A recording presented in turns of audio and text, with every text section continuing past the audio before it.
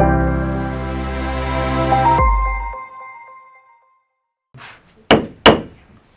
evening. Welcome to the regularly scheduled meeting of the Jefferson County Board of Education on Monday, November 29th. And if you'd please join us for the pledge.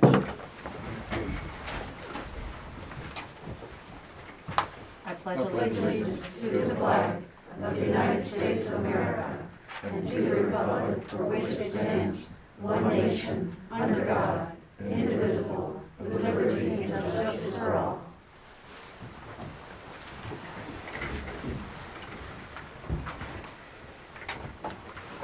Thank you. Just as a reminder, I just want to go over a couple rules really quickly and the expectations of our meetings. The Jefferson County Board of Education consists of individuals elected by the community we serve. Our purpose in meeting is to conduct the business of Jefferson County Schools and ensuring the quality and effectiveness of the school system. This is a board meeting conducted by the elected members in view of the public. We welcome public comment on the business of Jefferson County Schools in the designated forum and format. Conduct and comment outside of public comment that disrupts the ability of the board to conduct business is unacceptable. Such behavior runs counter to the ideas and respect of civility that we'll work to instill in our students. Any member of the public who verbally or physically disrupts the business of the board will be asked to cease and desist. If the disruptive individual refuses to cease and desist, they'll be asked to leave. A refusal to leave upon request will be met with a recess of the meeting and notice of law enforcement. As elected officials, we're representing the people we serve and their children. Our commitment and service to them is to conduct the business of Jefferson County Schools. We'll provide that service and keep that commitment under all circumstances. All right. This evening we're starting with a presentation by students, which is always a welcome event. So, good evening. Good evening, and thank you. We're really excited because today we have students from Washington High School. They are going to do a little bit of what the students did last month from Jefferson High School, except this group is going to talk about the Respect Civility themed month for November. So I'm excited to introduce to you Georgia Brenenke, as well as Gabrielle Wright, Isabel Rosa, Rosie Pizzini, Alina Cooper,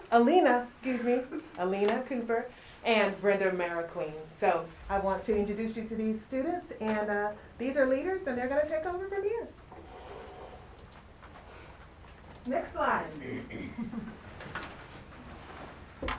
So the November theme for the month is how do you honor your ancestors? Where do your ancestors come from? My ancestors come from the Caribbean. My ancestors come from the UK and Ireland and England. My ancestors come from China. One way my family honors our ancestors is through food. So we have recipes that have been passed down, and every time we eat them, we are thinking of them and remembering them. My ancestors come from Ukraine. My ancestors come from El Salvador, and I think this question is really important because we get to know more about every student, and everybody can get along, try to get along with them. Next slide. So in Jefferson County Schools, we've only previously covered the tip of the iceberg, as you can see on the visual. With standard heritage months, it only raises the surface of who we are as people. So this includes common concepts such as cultural foods, celebrations, what we wear, stuff like that. So while these are important to recognize, we hope as a group to dive deeper, to make stronger connections, and start conversations in our own school and the district. So the future of Jefferson County will include going further than surface level, beyond the tip of the iceberg, talking about things that you won't be able to just visibly see on a person, talking about things like beliefs, status, value systems, and more. Next slide.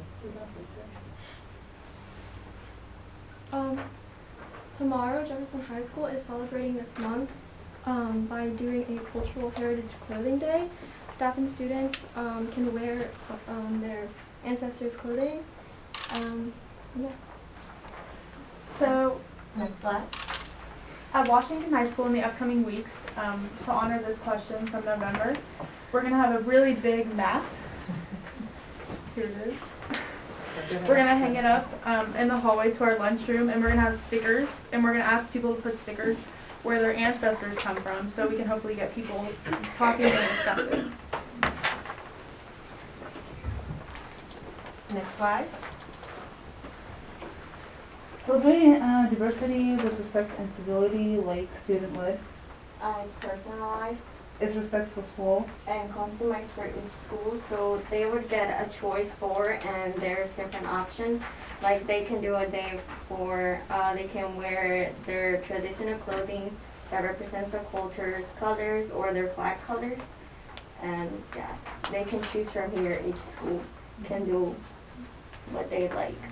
We've developed theme months to discuss these topics within the schools. So some of these are for November, as we've discussed before, is how you honor your ancestors and where do your ancestors come from. December is what does courage and resilience look like to you and your family.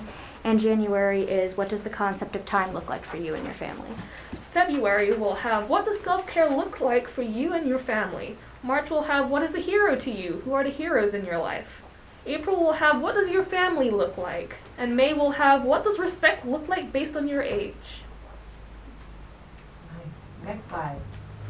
The theme for next month is what does courage look like to you?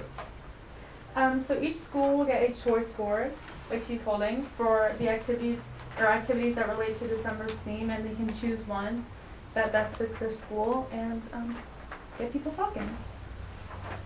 I love it. Thank you. Thank you, guys. Great job.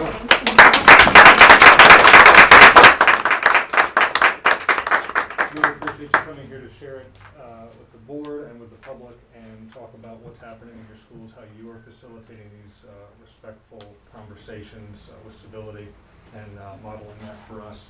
I have some certificates here, and I'd like to invite you all to come at the back of the room to get a picture with the board. Alina?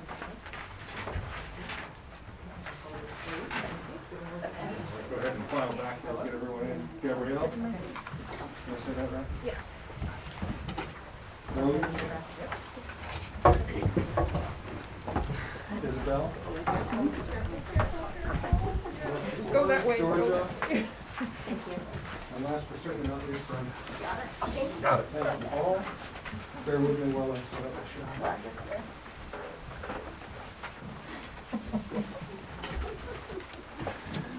All right, Mr. Cable, slide in just a little bit. This way. All right. Okay, everybody, respect on three. 1, 2, 3. Almost did a smile. All right, Christmas in 3 weeks. How's that? Yay. Okay, there's some smiles. Hey, thank you all very, very much. I appreciate it. Thanks for Good job.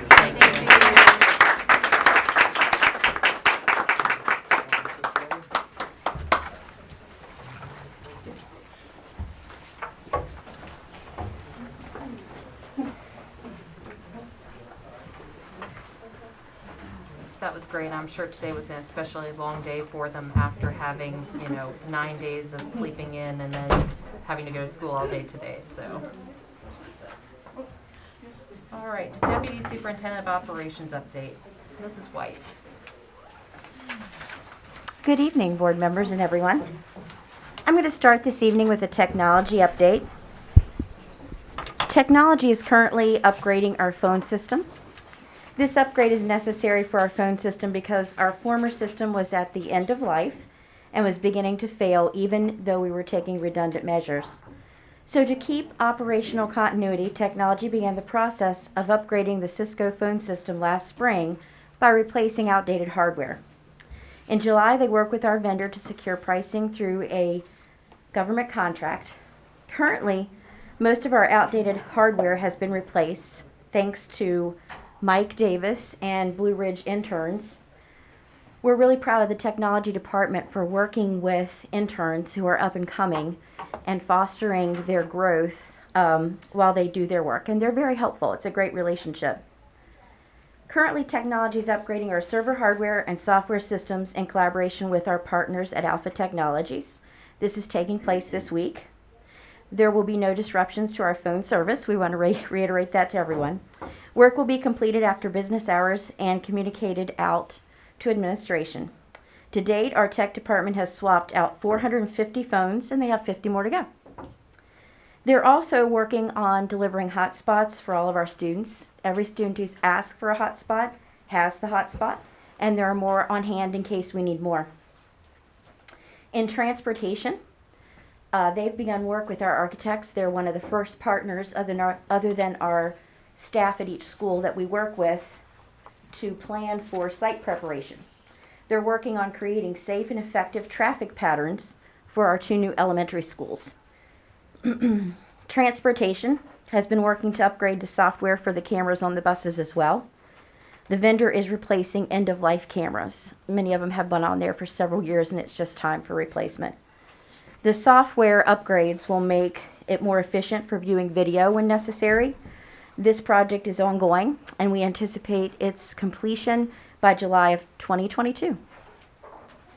In child nutrition, Mr. Bites has been working on serving virtual meals.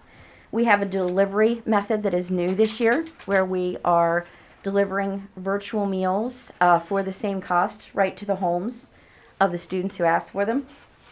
Last week, or the week before Thanksgiving, we delivered 2 weeks' supplies to 68 families, and they're on schedule this week to deliver 80. The Child Nutrition Department has partnered also with HR, and they're going through the process of training potential substitutes, and we're in great hopes this helps with the unfilled positions for cooks.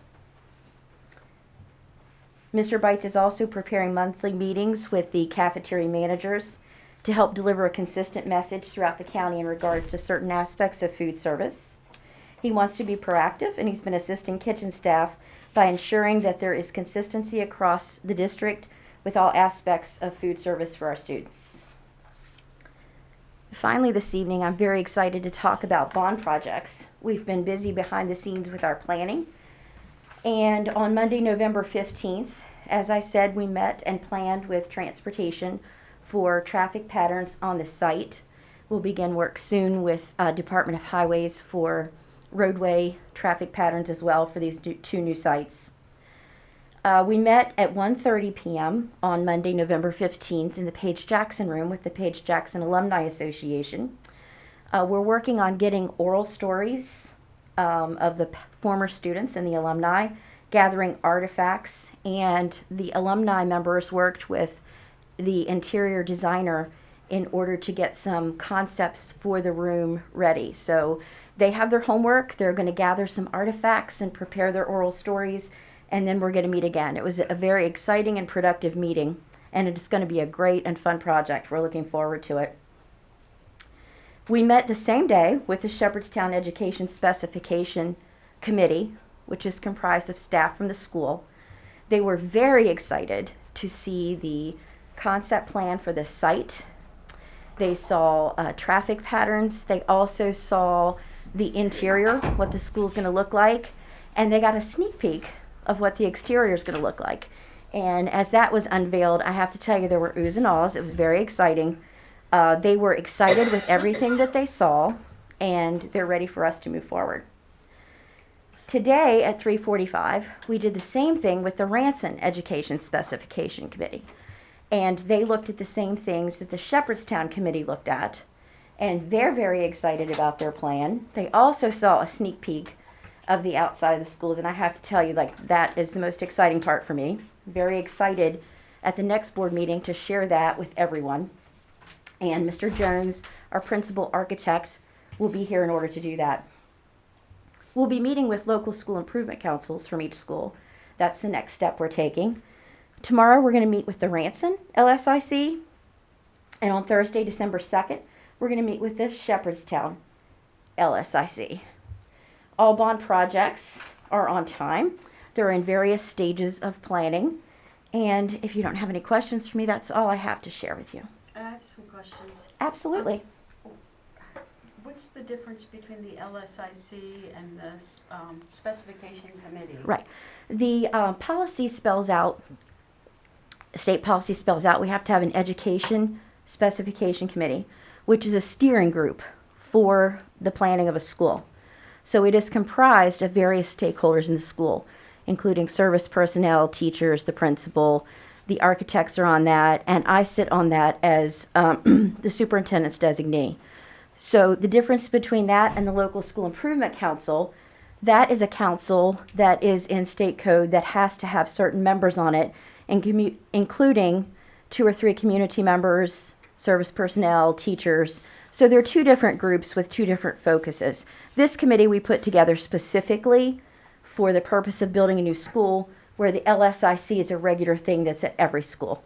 Okay, and then, yeah, because I was wondering if the community was a part of it. The other question is, last time you spoke about child nutrition, you said that you would look into the healthier power pack options. Did you Yes, I passed that along to Mr. Bites, who is in the process of contacting Diana Wall about that. So I will get back with him about where he is with working with her. One thing that Mr. Bites and I spoke about was that the meals for these children need to be ready. We have to presume that these are meals that the kids can fix themselves, if need be, and they have to have a longer shelf life. So we're not involved with Power Packs, but they look for food items that have a longer shelf life and that the kids can work to prepare themselves if necessary. So those are the kind of things that Mr. Bite shared with me that they look for in making those Power Packs. But he was going to have a conversation with her, and I'm happy to share with you the results of the conversation. I think Thanksgiving break got in there, so that might have been a little delayed. Thank you. You're welcome. Any other questions? Well, I can't wait to see the ooh and ah pictures. That sounds exciting. So, Yeah, it will be. Thank you. We'll share that with you at the next board meeting. I'm sorry, I do have one question. Where can we find? I'm sorry, sir. It's board members to have Board questions. members only. Yeah, we're not allowed to. Not allowed to ask any questions. All right, next up we have approval of the minutes. Is there a motion to approve the minutes from the regular board meeting held November 8th, 2021? So moved. Thank you, Ms. Ogden. Is there a second? Okay. Thank you, Mr. Cable. Any question or discussion? All in favor of approving the minutes from the regular board meeting held November 8th, 2021, say aye. Aye. Opposed? Thank you. All right, next up we have citizens' comments.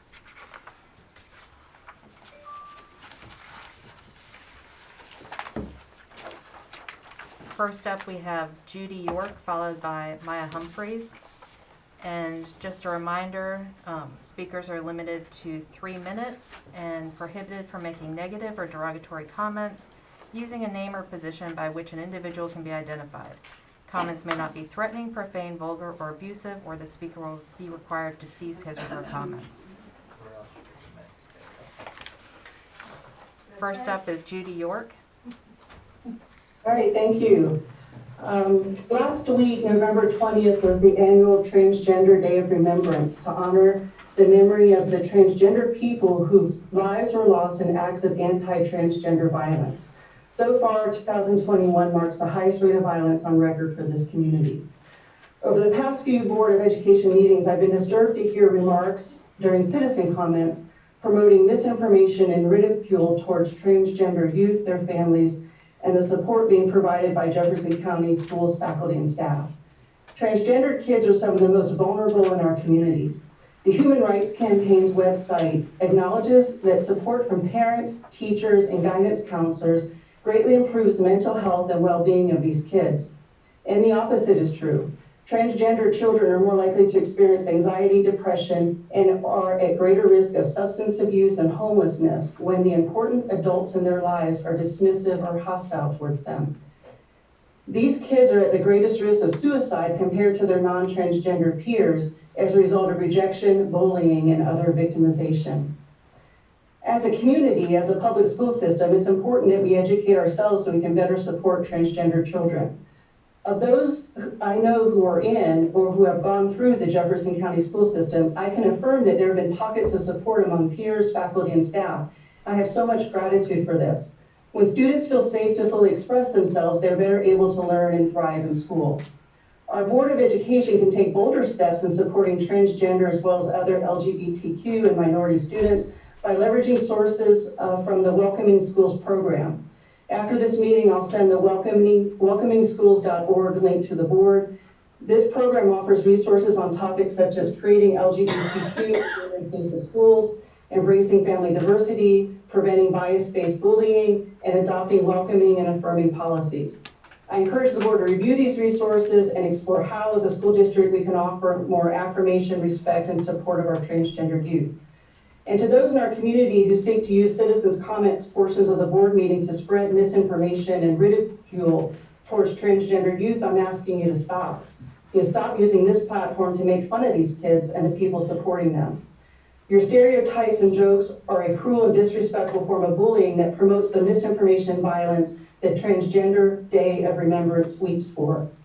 Transgender youth are some of the most vulnerable in our school system. As a community, we need to be asking what we can do to continue to educate ourselves and support these kids so they're better able to learn and thrive. Thank you. Thank you. Next is Mia Humphries, followed by Barbara Fuller. Do we have to sign up for this? Yes, sir. And are we not allowed to make a comment? No, sir. Sorry. Can I put my name Mia down? Humphries. Because I was not asked or shown it, and I was here first. Hi, good evening. Can you hear me? Yes, ma'am. Thank you so much. First of all, I hope everyone had a wonderful Thanksgiving holiday. I know you all deserved a nice long week of rest. I apologize, I have my toddler screaming in the background. I'm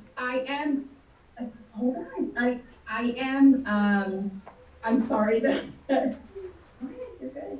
I am speaking on behalf of the mask mandate. I believe that was going to be on the agenda this evening. While the vaccine is now available to the 5 to 11-year-old age group, which so many of us parents are so thrilled about, it has not been available long enough to provide them with full vaccination status. So I am asking that as we do discuss the mask mandate a little later on in the meeting, that we do consider the fact that it will take a few more weeks until these children do reach full vaccination status. So I do hope that you consider keeping the mask mandate in place until at least the beginning of the school year. Thank you very much for your time, and again, apologies for the interruption here. Thank you. Next up is Barbara Fuller, followed by Karen Buck.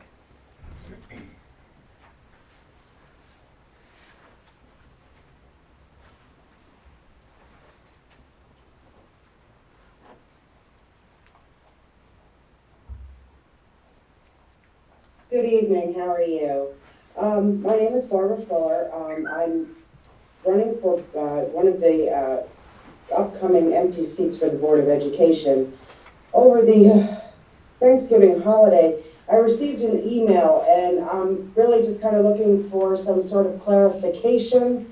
Maybe, actually I opened up this morning, in reference to Dr. Gibson and her website. I was told, and I couldn't get onto it today, that it seems to be updated and that we should be concerned that she's going to be leaving us. And do we have a plan of action in place for her replacement if she's going to leave us? Like I said, this was an email to me. I was not able to get online to verify it. But it was a little alarming because I can't see our kids being left without a superintendent to guide everybody in the future. That's really all I had to ask, and maybe we can push that down the line for another time. Thank you. Thank you. Next up is Karen Buck, followed by Joanne Curran. Can you put my name down there, please? Because I'm sorry, sir, you have to sign up 10 minutes prior to the meeting. I know. Let me know when. I was here first. Sir. Yeah, he was. Ms. You Buck, just whenever didn't you're know. ready. Why'd you pay the health department $20,000 right before a vaccine clinic for little kids that you helped to organize? Here's a notice to you with regard to vaccinations and biological testing of our children. You are hereby advised a child's mere presence in school does not count as implied or informed consent on the part of the parents or the child. Now, what is pedagogy? Pedagogy is a teacher's favorite word. Pedagogy is not what you teach, but how you teach, your style of teaching. You'll teach little kids to sing their ABCs to make it fun. Older students might get extra points for finishing a tough assignment, a feeling of achievement. Or you might use Big Bird to teach little kids that the COVID vaccine is a good thing, and they'll be superheroes if they get the vaccine.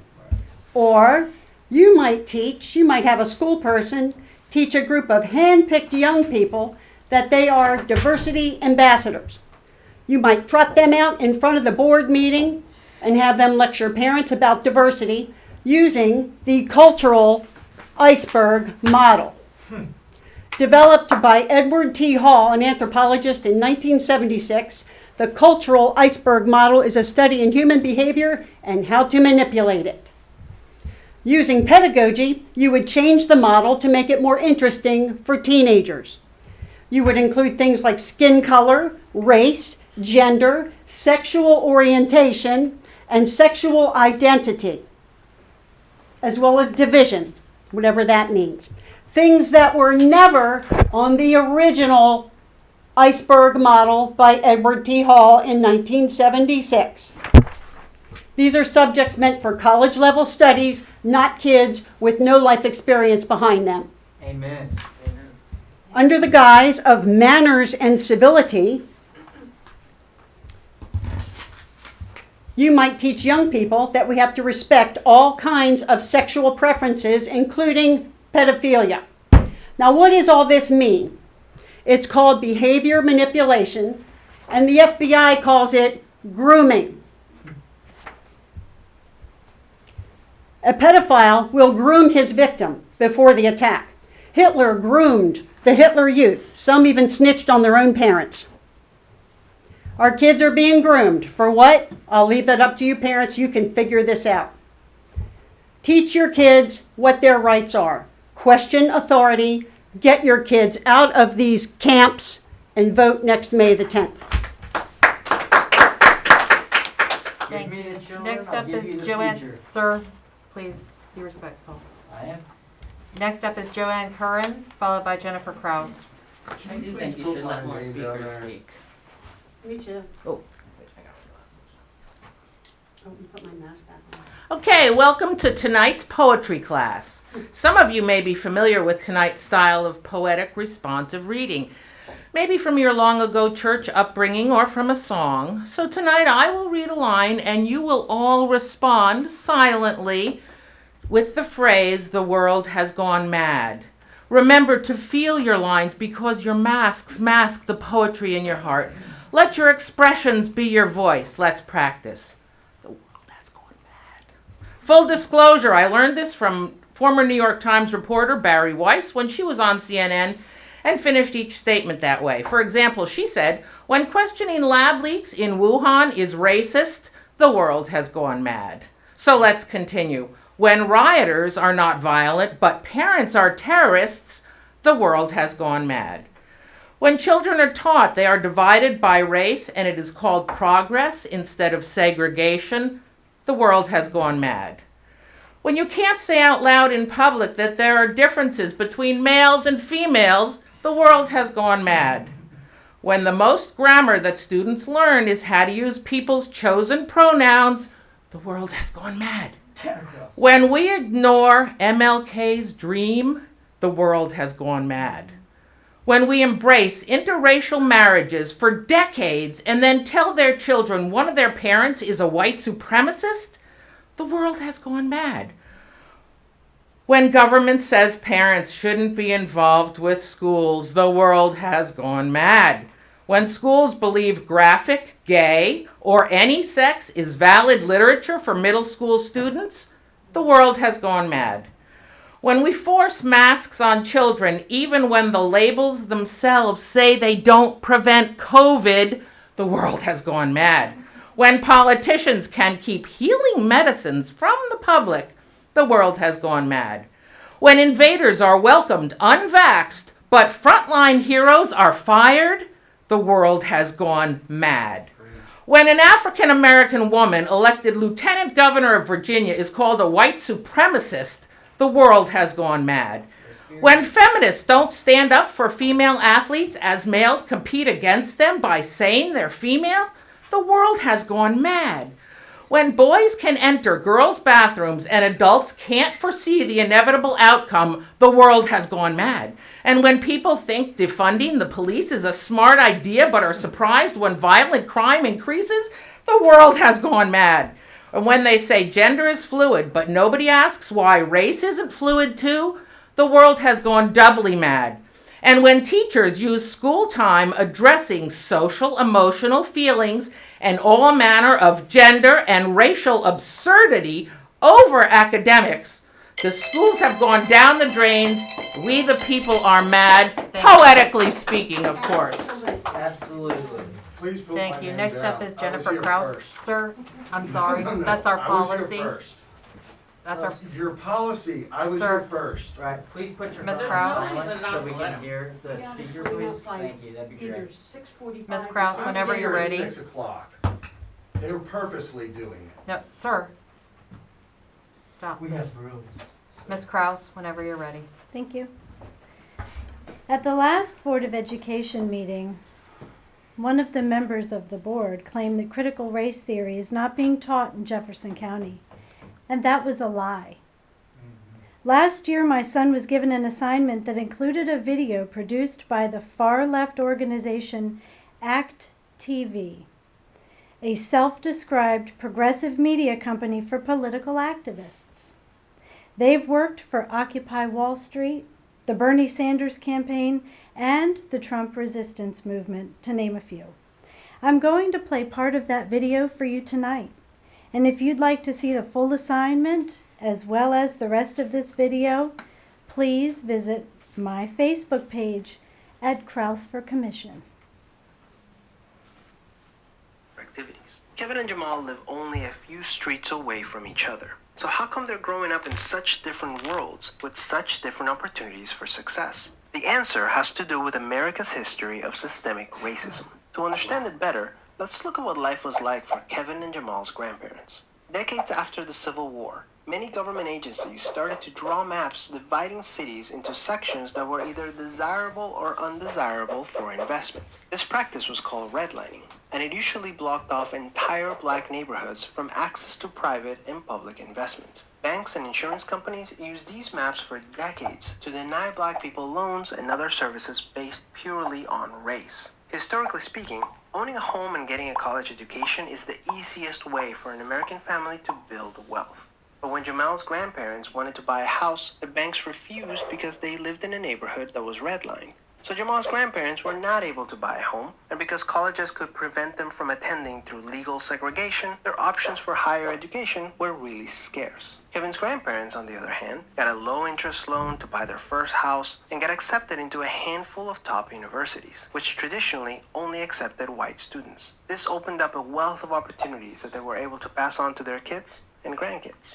Even as late as the 1980s, an investigation into the Atlanta real estate market showed that banks were more willing to lend to low-income white families than to middle or upper-income African-American families. As a result, today, for every $100 of wealth held by a white family, black families have $5.04. A 2017 study confirms that redlining is still affecting home values in major cities like Chicago today. This explains how Kevin and Jamal inherited vastly different circumstances. Unfortunately, the story doesn't end there. A big part of systemic racism is implicit bias. These are prejudices in society that people are not aware that they have. Let's go back to Kevin and Jamal. Against all odds, Jamal manages to be the only student from his high school to get accepted into a great university, the same one that Kevin and his high school friends are attending. But after Kevin and Jamal both graduate, Jamal notices that his resume isn't drawing as much interest Now that's an interesting pedagogy All right. there. Oh, excuse me, sir. None. This is your warning. If you disrupt and be disrespectful again, I'm going to ask you to leave. Okay. Do you understand? Oh, I totally understand. Thank you. Mm-hmm. All right, next up we have the consent agenda. And I just want it to be known. I was here at 6 o'clock. I was here at 6 o'clock. So whatever you want to do, that's not gonna happen. No, This sir. right here. Sir. Sir. Okay. and go. Take it and go. You all are breaking the law. Okay. I have a master's degree in special ed. Hiring illegally. All right. They will not hire people. I'm going to go ahead and call a recess.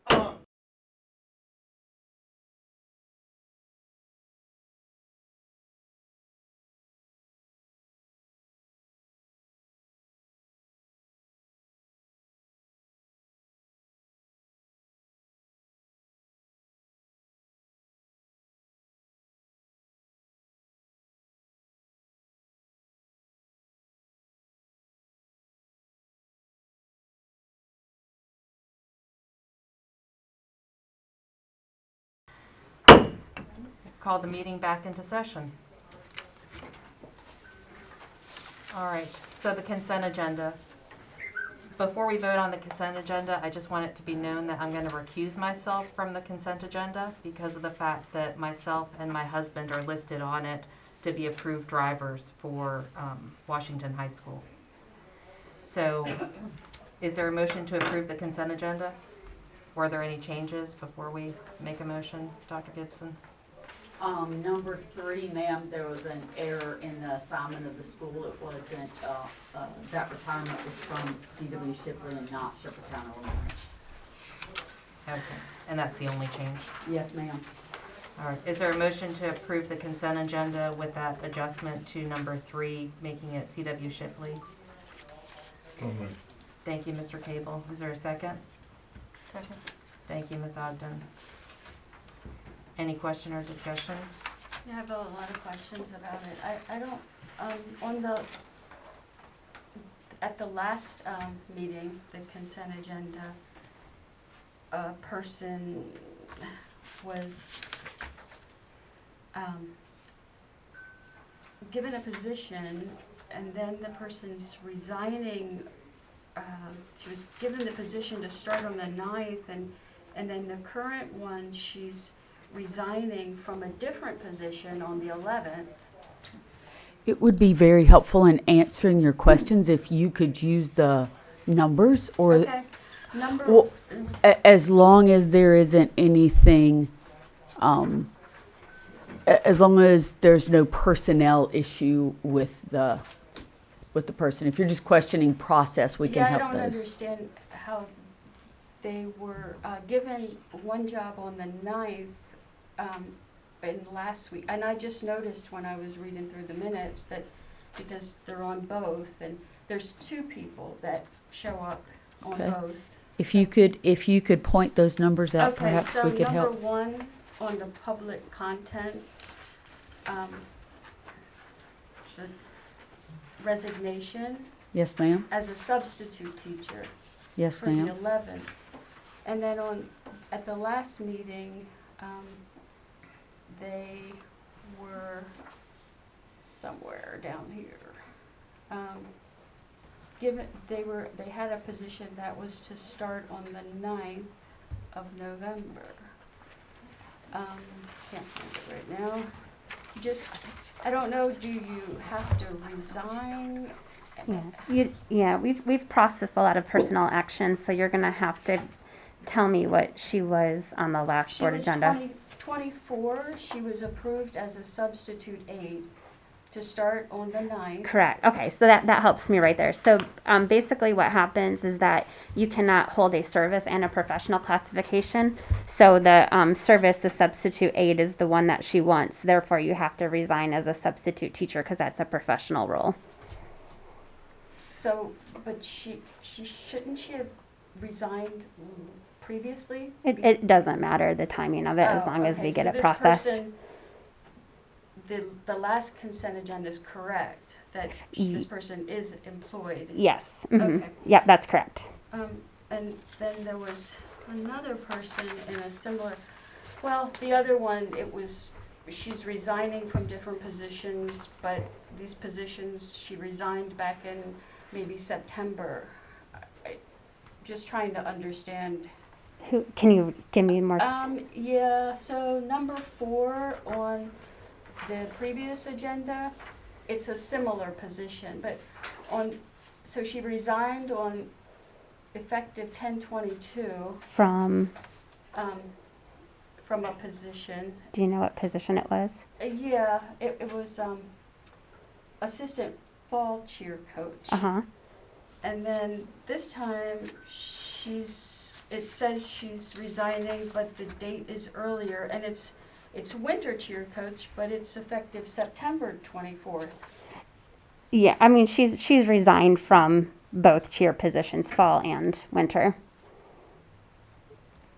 And it started, so the winter one started, this effective date is before the season started, so again, it doesn't really impact anything, Okay. yeah.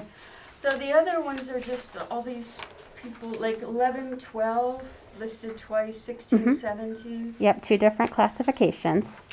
So So you can be a substitute service personnel in 2 different classifications because it's still in the service category. I don't understand what you're saying, but this person's approved for 2 different positions. Correct, a substitute aide and a substitute secretary, they can hold both. Okay. So they can that's get a what- call for both. If there's an absence or a vacancy for the day, they can get a call in both of those areas and accept one or the other. There's no openings for. It's day to day. So if somebody calls in sick or a personal day, then the system calls out an I'm absence. just wondering why so they don't want a position, they don't want a regular Well, position, they just want to be a sub. You have to start. So basically and I kind of explained this at the last board meeting, is that for a service, you have to start as an aide.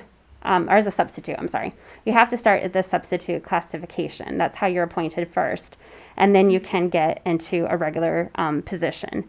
So at this time, Ms. Kelly has been approved and is authorized to be a substitute aide and secretary. And you should see her come up for another position where she does have an opportunity to be hired full-time. But like I said, you have to start as a substitute. I was moved on to another, I wasn't talking about her anymore, you had cleared that. Okay. I was referring more to the cook position, because I had heard to mention that there was a shortage of cook earlier, and so that I thought, well, why are there substitute cooks being hired? And Again, you have to start as a substitute, and then as the bidding process goes on, you can move quickly into a full-time position. Okay, position number 34.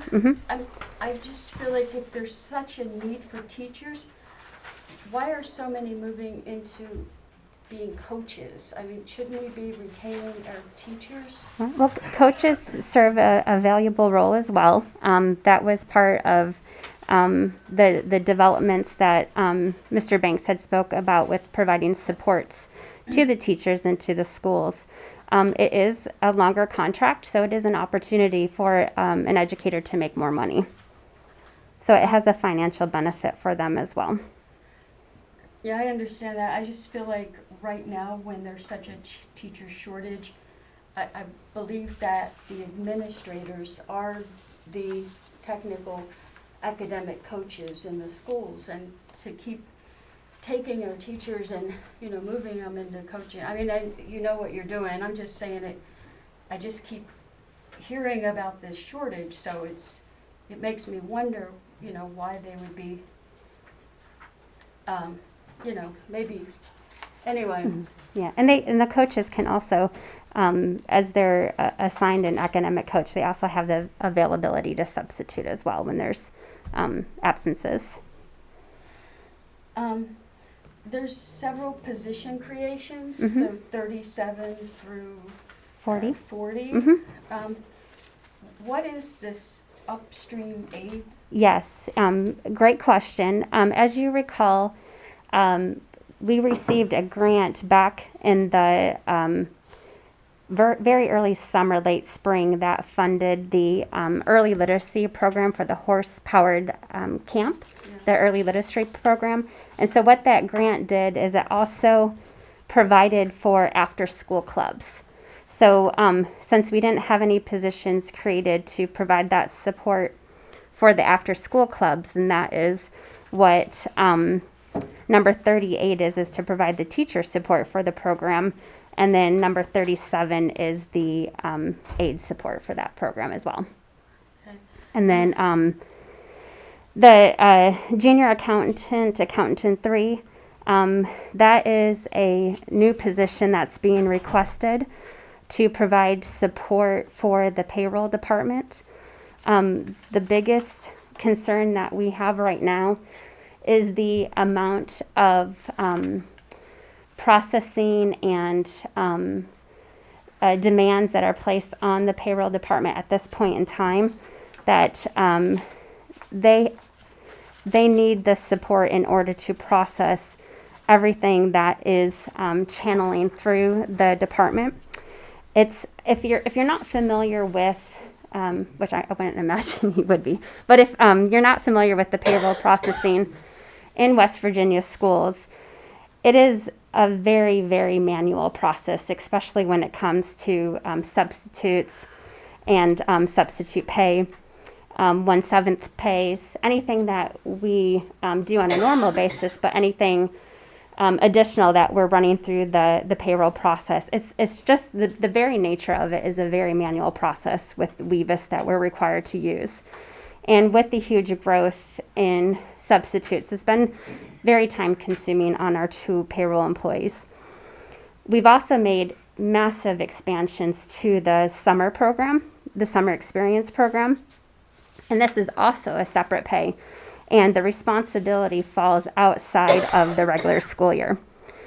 With the number of new recruitment and retention strategies that we've passed, both locally and also what the state has provided, there's many other new payroll responsibilities that have been added to the department. We have increasing intervention services with paying teachers and teacher mentors, paying service staff and teachers to attend recruitment fairs. These all everything requires a change in the pay process, which is not a streamlined or an easy process to incorporate.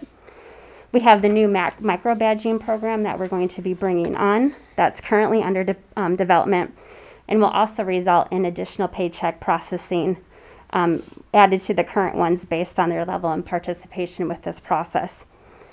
We currently have no one trained in payroll except for the 2 people who currently serve in those positions and meet the minimum requirement for retirement at this time. As I expressed with the payroll processing with WEVIS and the systems that we use, this is an area where succession planning is absolutely essential. We cannot wait for somebody to retire to fill the position and change appropriately.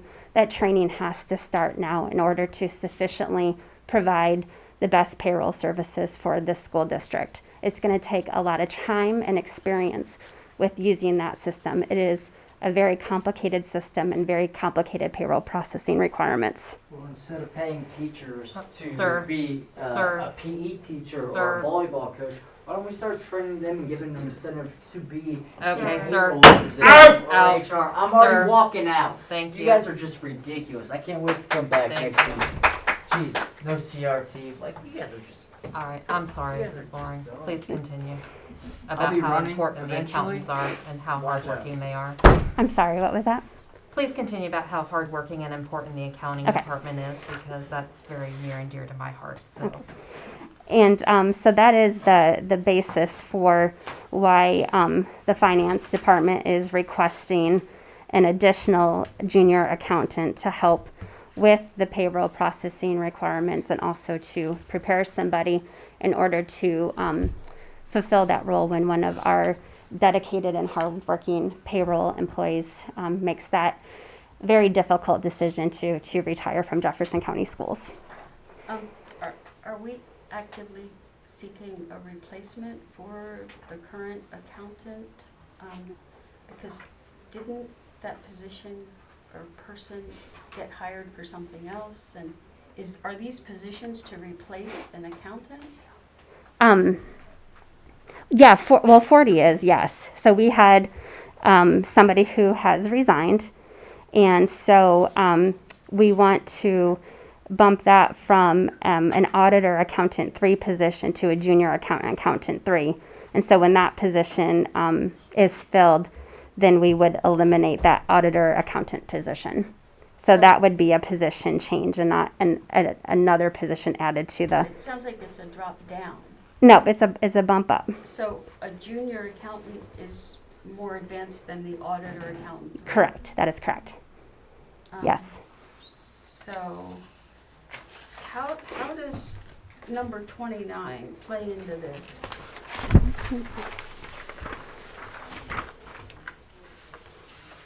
That was the position that the board approved previously to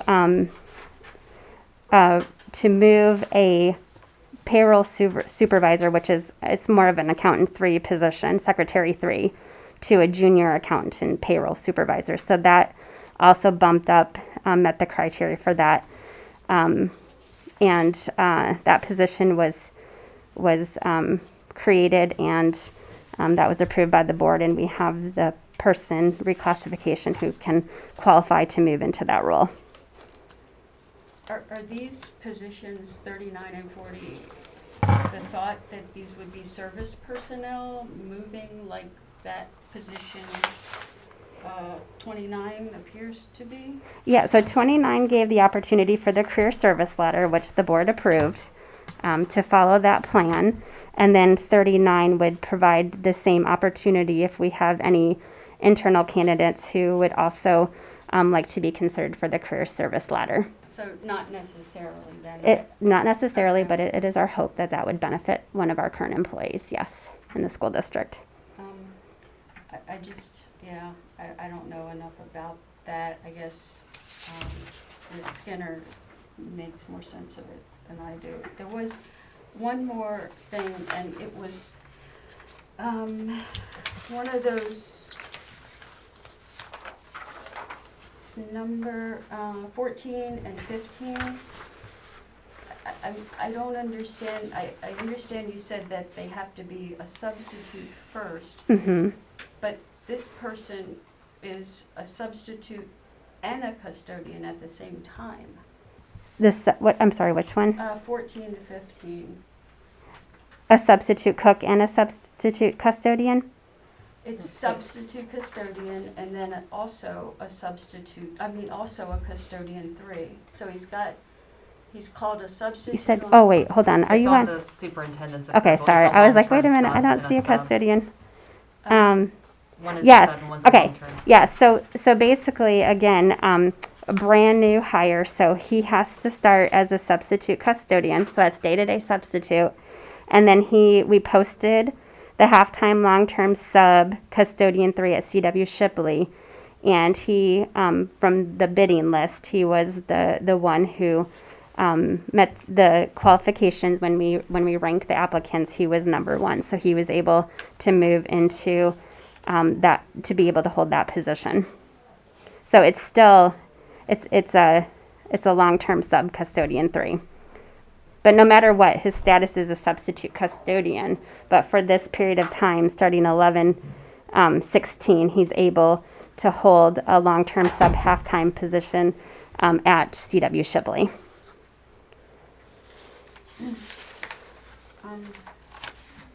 Okay.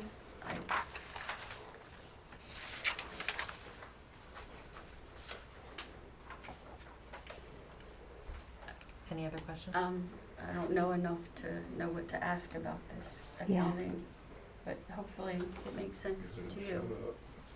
Okay. All right, any other questions or comments about the consent agenda? All in favor of approving the consent agenda with the one change to line item 3 to CW Shipley, say aye. Aye. Aye. Opposed? Thank you. All right. Unfinished business. Action on approval of testing out policy. Thank you. Yes, ma'am. At the previous meeting, we had introduced the testing out policy when we had the review from the West Virginia Department of Education. They had noted that our testing out policy was not in compliance with state policy. We brought it here. It's been out for 2 weeks for public comment. We received no public comment. We did, and you all have redlined copies at your seat. We had questions from you at the previous meeting asking for clarification about. I didn't get one of those. I'm sorry, ma'am. Oh, Gary's got two. He wondered why he had two. We got it. We got it. We got it. We got it. There were two over there. Oh, okay. Yeah, we got red Oh. line. This is it. That one is as well, ma'am. They're just on the second page. You're welcome. So, essentially, the change was that we clarified because, as you had noted in the last meeting, Ms. Ogden, you didn't. It wasn't entirely clear if the student doesn't pass at 80% and it's considered a failure. The requirement is that they then take the class in person. That failure does not count on their record. They continue to take the in-person class until they pass or fail it. That they don't have to average those grades together, and they can't test out again, and the final grade is not weighted. Testing out cannot be a weighted grade. So essentially, they go in, they attempt to test out. If they get anything over an 80%, then whatever they get on that test is their final grade, and that's what's recorded. If they do not get 80%, then they are not allowed to attempt to test out again. They have to take the class in person, and whatever grade they get is the grade that they get. They also, and we clarified this as well, they cannot, if they test out and they pass and say they pass at an 80, they cannot go back and take the in-person course in an attempt to bring their grade up. And it's the state policy that says they have to have an 80% or better in order to pass. Yes, It's ma'am. not our policy. No, ma'am, not for the testing out.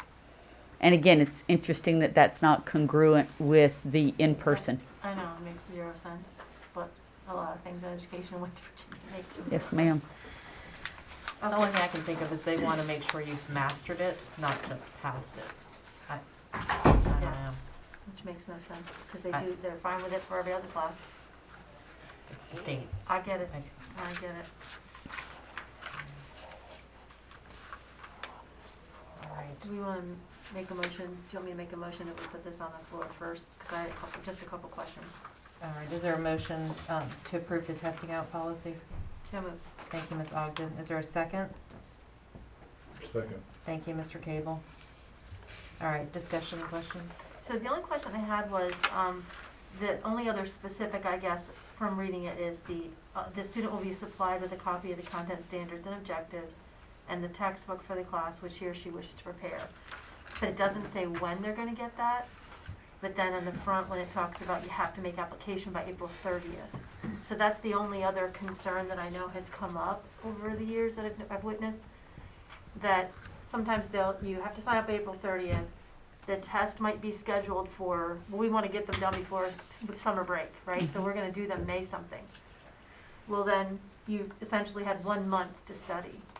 I feel like if you're going to give kids an opportunity, you need to give them the material at the beginning of the school year, and they get the year to study, or they get a significant amount of time, but 4 to 6 weeks to study for an entire course. I don't know, and since there's no date on there, it kind of says, well, my guidance counselor didn't give me this stuff till 3 weeks before, which could happen. So how is that person being disenfranchised then than somebody else at the other high school who gets it 6 weeks ahead, right? I mean, so we need some kind of clarity of consistency, at least an SOP that outlines exactly how this is going to happen, and if it doesn't happen, then who's accountable for that, and how that needs to work, in my opinion. So checking for understanding when, because typically kids do sign up in the late spring in order to test out for the summer. Are you saying, and then you said giving them the materials at the beginning of the year, would we be gauging people's interest, and then anybody who gave us an interest form, we give them the information for testing out? Or you just want consistency, like here's the deadline, everyone has to let us know by April the 3rd. Anybody who's on that list at April the 3rd, you know, when you sign up, we hand you the packet, like. I feel like that would be fair. You get a packet and a textbook on the same day, because it's also been an issue where you've gotten a packet, you don't have any list of content standards, so you have to kind of go online to find those. And then they didn't have any textbooks at the time, so to get your textbook, that took another month. Well, now you got 2 weeks to go through a textbook. So it's a very convoluted process. So I feel like it just needs to be the same all the time. If we don't have enough textbooks, then you didn't sign up soon enough, and I don't know what we're going to do, but it needs to be consistent. And then it also needs to be, if they're signing up in April, the test is always given or on or about X date, so it's the same as well. So you have a minimum of how many weeks, whether it's 6 weeks, whatever you decide, there has to be a minimum of that many weeks before they can administer the test to give students an opportunity. Okay.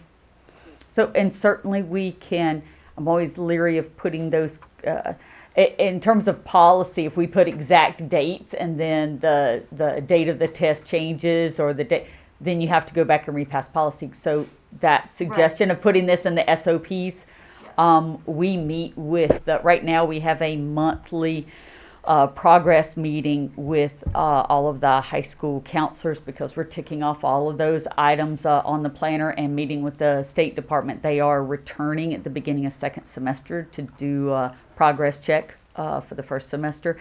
And we'll go over these and set up an SOP for timing in terms of the distance between when they sign up, when they get their packets and their textbooks, and when the test is, and try to make that a 6-week period of time.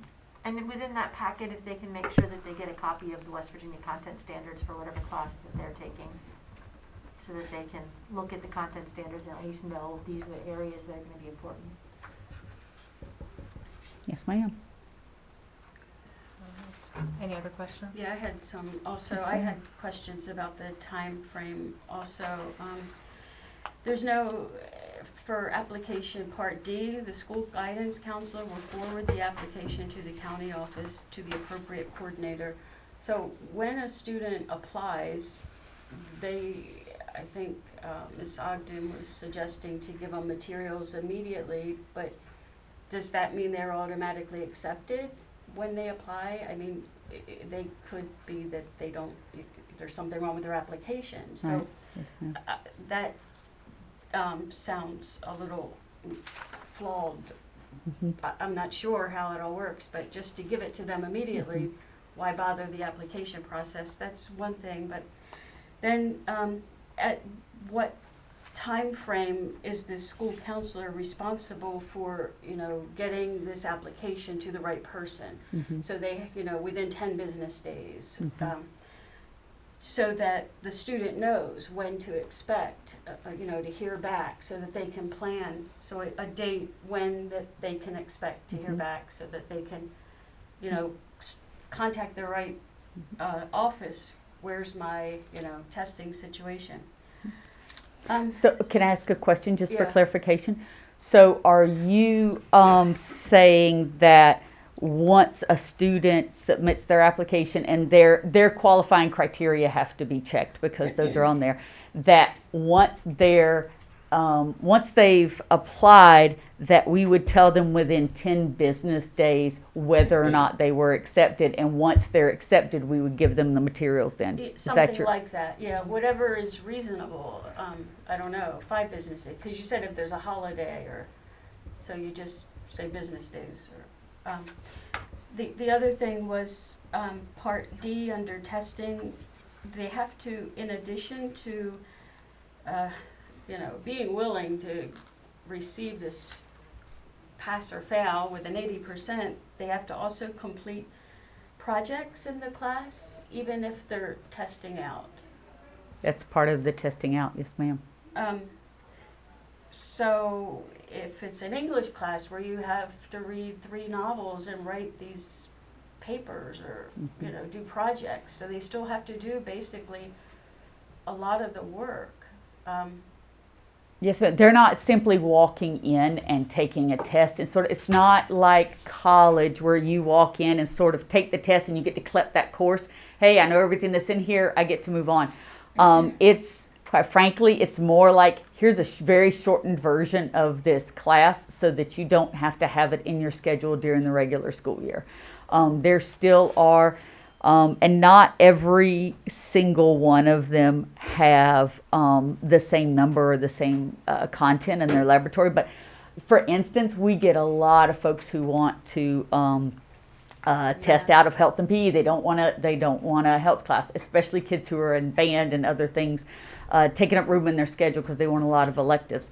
In that, you know, they'll send the kids like Fitbit kind of meters, and they have to log their work, and so it is abbreviated and they can test out of it, but there's still work assignments within that. Okay. And the math tests that these students are taking and testing out, is that, I don't know what that's called, it's a special, Yeah, I'm afraid I don't know off the top of my head, ma'am. I could find out for you though. Well, they don't really have to participate in a class, I don't think, they just take a test. Instead of doing the GRE, it's the alternative, I mean, not the GRE, The task, ma'am? yeah, I think that's what it's called. It seems that might be easier than doing it this way, than testing out. So you have, it sounds like that program that you just mentioned, they just take a test and pass? Well, and I was referring to, when you were talking about that math class, task testing are the tests that the kids take when they want to get what essentially folks would call a GED. So they would test out of that and get, which is not the equivalent of a high school diploma. Mm-hmm.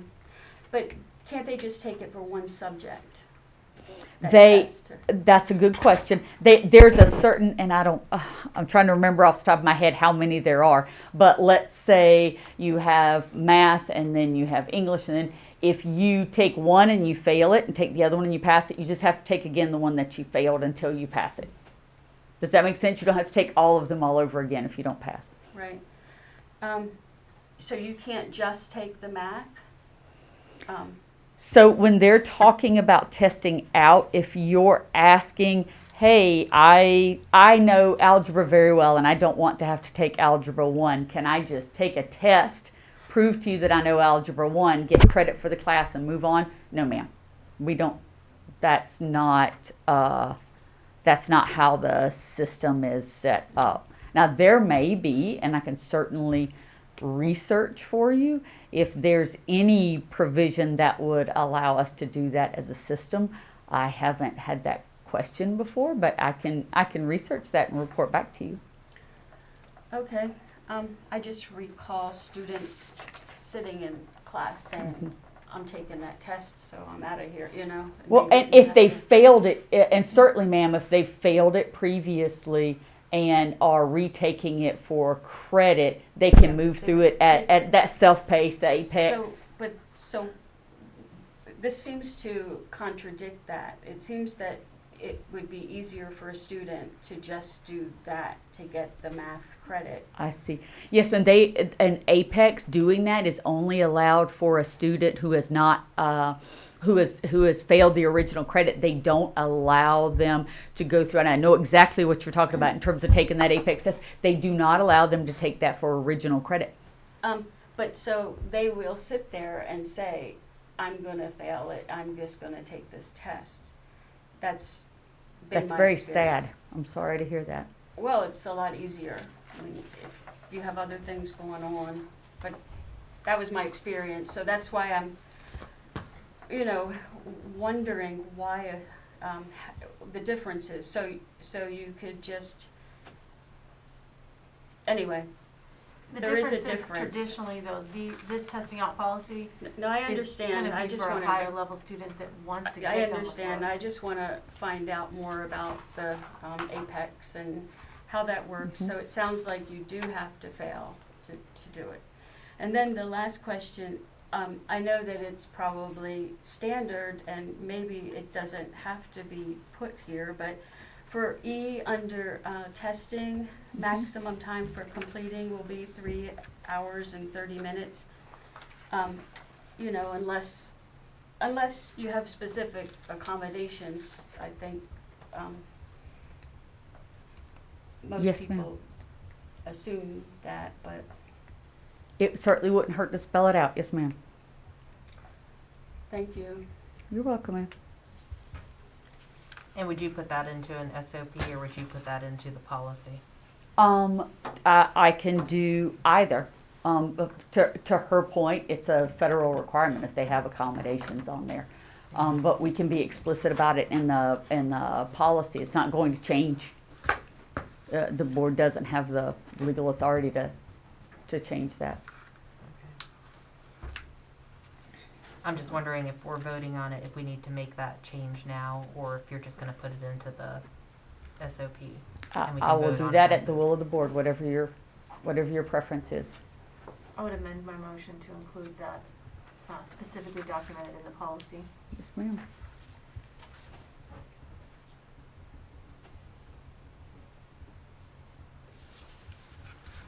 Do I need a second for that amendment? I don't remember. All right, so Mr. Cable, Ms. Ogden amended her motion to adjust E to include any accommodations for students. Would you continue to second that motion? I didn't hear all of that. So I just made an amendment to my motion that it adds at the end, that talks about you get 3 hours and 30 minutes for the test, unless you have special accommodations on your IEP or 504, that we will obviously meet those needs. I just feel like that, I agree with Dr. Joy, that needs to be on there. All right. So we have a motion and a second to approve the testing out policy with the amendment to item number E. All in favor, say aye. Aye. All right. Opposed? All right, thank you. Thank you. Thank you, ma'am. All right, next up we have approval of the superintendent evaluation policy. Yes, ma'am. That's another policy that we introduced at the last meeting, and that's the one in which the state set up new criteria and process for superintendent's evaluation, and provided a template form, and then required that all school boards either adopt the template form or create one of their own. And as I noted previously, the content was one that Jefferson County Schools was already utilizing in terms of all the different categories. I think the state had just seen some inconsistencies in other places in the state in adopting those. So we placed that out for public comment and received none, and my recommendation would be to adopt it. All right. And I do believe that they're going to be providing training on that for us at the February meeting of the West Virginia School Board Association. Yes, ma'am, that's my understanding. All right, is there a motion to the approval of the new superintendent evaluation policy? So moved. Thank you, Ms. Ogden. Is there a second? Second. Thank you, Mr. Osborne. Any discussion? Yeah, I just want to clarify which policy, we're using the state's, or the one that you said is already in line with the state's? We're adopting the states. When I talked about us being in line, I simply meant that the template that they created and their policy is in line with what we were doing previously, so it won't be a big change for the board or the public when they look at the categories. Okay, that's all. All right. So we have a motion and a second. All in favor of approving the superintendent evaluation policy, say aye. Aye. Aye. Opposed? Thank you. All right, new business. Action on approval to place policy 3120.12, substitutes in areas of critical need and shortage on public review and comment. Okay. You will see that the policy draft was on the agenda for your review. This policy is a Neola template, as Mr. Sam spoke on at the meeting he was here about the Neola templates and how they're processed. This template became a board-adopted policy on June 22nd, 2020. It's brought to you this evening to put on public comment the revisions for two reasons why we have the revisions. Number one is that we had more areas that we needed to add to the list of critical needs and shortage areas for 21-22. Code also changed to include notification steps. You will see the revisions in a different font.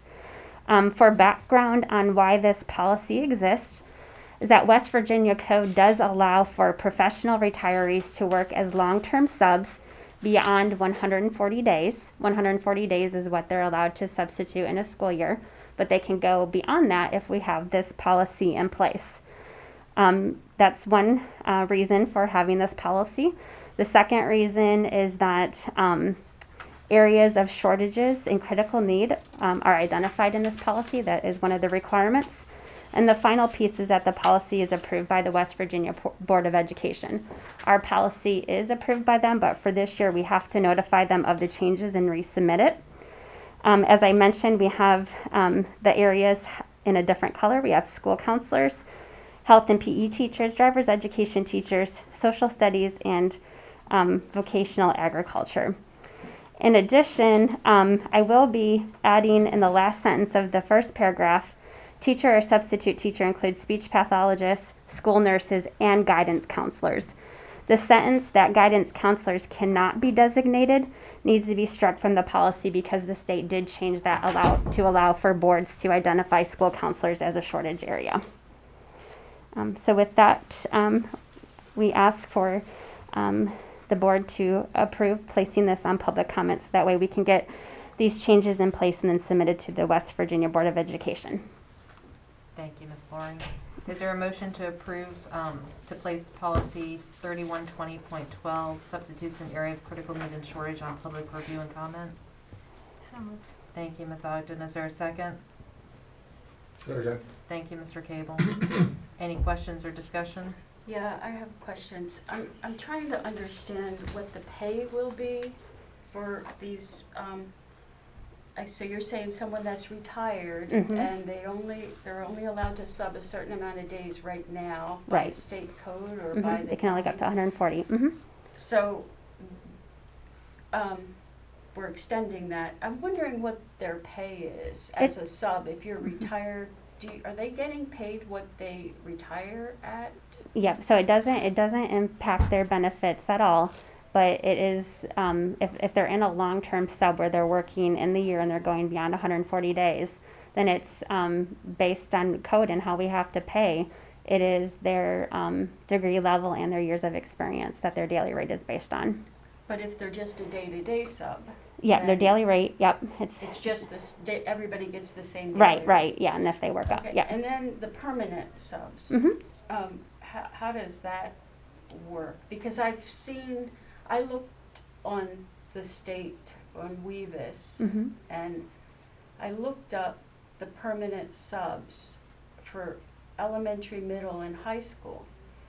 And I noticed that there's people on that list that one of them they're supposed to be permanent subs, but I know one of them has a long-term sub position. One of them has left the state, so she's not even here. She's not in the system.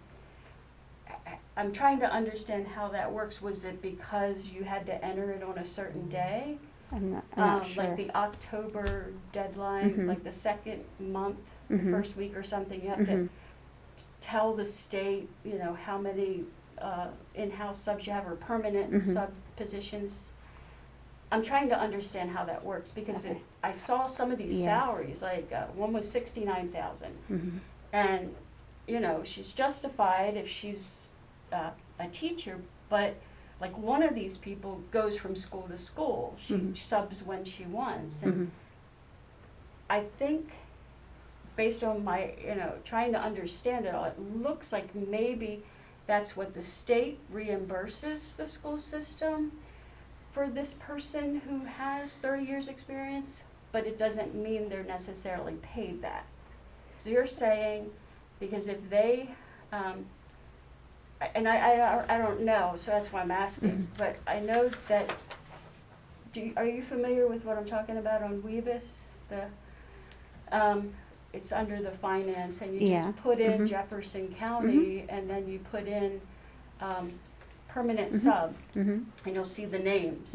And so I know some of them aren't there, and my concern, and it's a couple of questions, but the reason I'm asking, my concern is that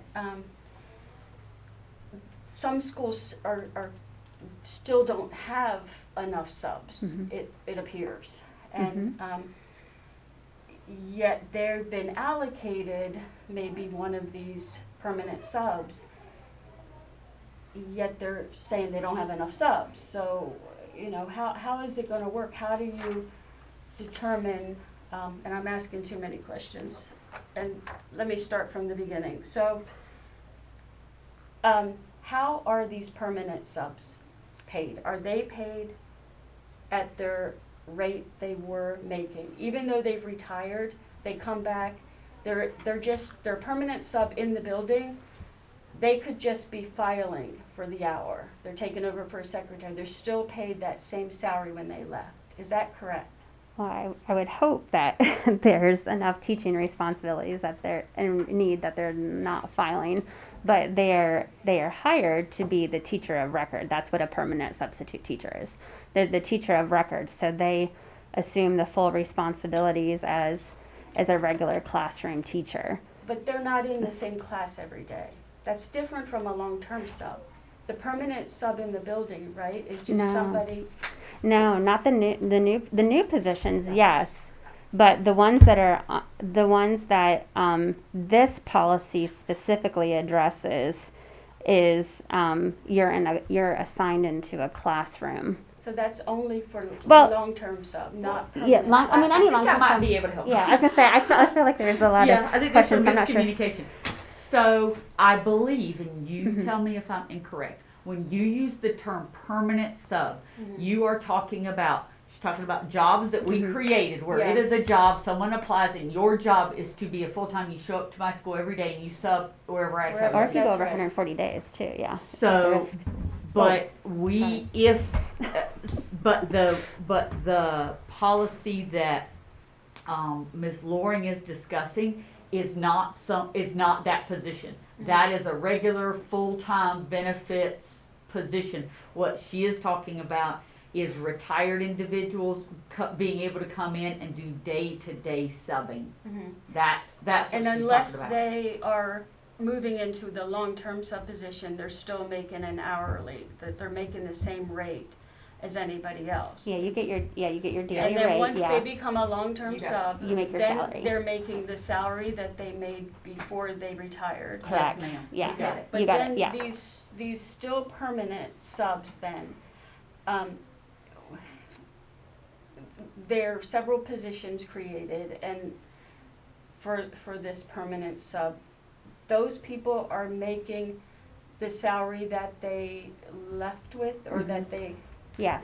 Yeah, we have to. We have to pay them on their degree level and their years of experience. Although I suspect we would not have very many people who No. are retired who do that, because this No, is it's- not applying to the permanent sub position, because that's just they would be taking a regular full-time job, and it would affect their retirement if they Right. took this.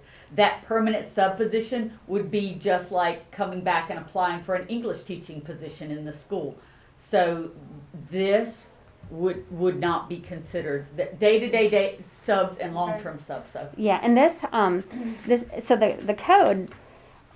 So basically, all this that's in the policy is what's in code. And really what the significance of this is for us to actually identify what our shortages and critical needs area. So that way, if we do have somebody who's a retiree that goes beyond 140 days, if they're in a critical need, then it allows them to have expanded service that won't impact their retirement benefits. It also has a dual purpose, like for us to be able to identify these areas.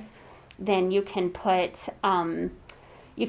somebody who, this is going to probably get even more complicated, but who is permit eligible. That means that they're in the process of completing their certification program, and by the state's definition can go on a permit to be hired full-time as a beginning teacher because they're in one of these critical shortage areas. So the meat of the policy is for us to be able to identify what are our shortage areas for Jefferson County So I'm schools. trying to understand why somebody's on that permanent sub list, Mhm. yet they're going around the county subbing. Okay, it could, yeah, it could be possible. I mean, without having the data in front of me, it could be possible that that they have gone over 140 days, or that they would just might be in that status that they could be in this area. But the state's recognizing them as a permanent sub Mhm. in that system. And they probably hold a long-term sub permit too, which is also the permanent sub. So these are teachers that I've seen on there that are retired, Mhm. and they're listed as permanent subs assigned to schools, Mhm. but they're not there. Okay. So that's what I'm talking Okay. about, and I'm wondering. Well, there's how- some things too, and there's been, yeah, I was gonna say. Maybe if we're talking about. Yeah, it's getting specific already ones, getting the certified then, list yeah, and not right- the right policy. now, Yeah. in terms of that, I Mhm. think for those two individuals, it would be good to sit down and Mhm. see who she's talking about, and then you can backtrack where the state might be using different language or. Yeah, and it could be like sometimes the process of certified list doesn't necessarily catch maybe some systematic, because it's all manual data entry that goes into something. So it could be where position inventory is kept. It could be some old assignment that's kind of lingering in there. And so I'm concerned because there are some schools that are still suffering. That Yeah. They need Mhm. subs Yes. or a permanent sub Mhm. there, and I don't know how that. It doesn't impact that. Yeah, it doesn't impact that. Hmm. Yeah. So they're still, just let me, if you want to shoot me who the names I are. will. And then I'll I look mean, at. I only know of a couple that I Yeah. glanced Or- at yeah, because or I I can used to just- work at Washington, so I Gotcha. know at least one teacher there who's on that list, and I know Mhm. she's on a cruise Okay. somewhere. Yeah, and it She's may not it may teaching, so- depend too. So maybe after the after the meeting, if you want to just let me, if I Yeah, can jot down their I'll names, be and I might happy even to. know off the top of my head if there was a time lapse or a gap or anything like that. So is there a plan though to help, because so one thing that giving the half day on Friday, I think teachers really appreciated that, and I know that you got permission to do that, and maybe you don't get permission again, I don't know, but things just like, alleviating lesson plans. I mean, this is the only place, I've worked in many different areas and school systems, and it's the only place I've ever had to really, I was ever treated so unprofessionally that I had to have a lesson plan ready, after some teachers, I could see if you're a new teacher or sub, but teachers have been teaching for 20 years and they've got to have these lesson plans sitting out, just something to alleviate because they're still covering classes. And if we can't give them the half day, then what can we do? So I think we've gone pretty far afield from Sorry. asking. No, ma'am. Although I do want to be clear, and we'll update you guys on the recruitment and retention plan. We have met with the faculty senate, and we met with the principals to give us the criteria for a focused lesson plan, where we distilled it down to some very fine one-page points, because yes, they do need to let us know what they're teaching, and the principals need to hold them accountable. But when both of those parties have looked at the draft and given us suggestions and feedback, and we'll have a final out to them. So those are things that we're looking at to alleviate that. So thank you for that. But right now we're We're simply asking for this policy, which is just another tool for us to use to get a couple more days out to put it up for public comment for 2 weeks. It's just, it's hard to get a conversation unless something comes up, so it's just, it's, And Ms. Loring, it looks like we need everybody, but possibly, I don't see media center professionals on here anywhere. Yeah, no, we've been blessed. It might be easier to list what we don't need than what we do need, but, you know, I guess that's not how they want the policy presented. Right. Okay, so we have a motion to approve, to place policy 3120.12, substitutes in areas of critical need and shortage on public review and comment. All in favor, say aye. Aye. Right. Opposed? All right, thank you. Next, we have discussion and possible action regarding the December 27th, 2021 regular board meeting. Yes, ma'am. Obviously, your second board meeting of the month for December falls on December 27th.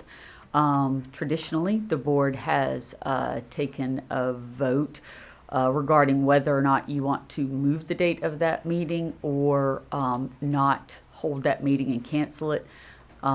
Traditionally, it's been to cancel it simply because at that time of the year, 2 days after Christmas, we have very little to present to you. So, And we'll have a regular meeting on January the 10th. yes, ma'am.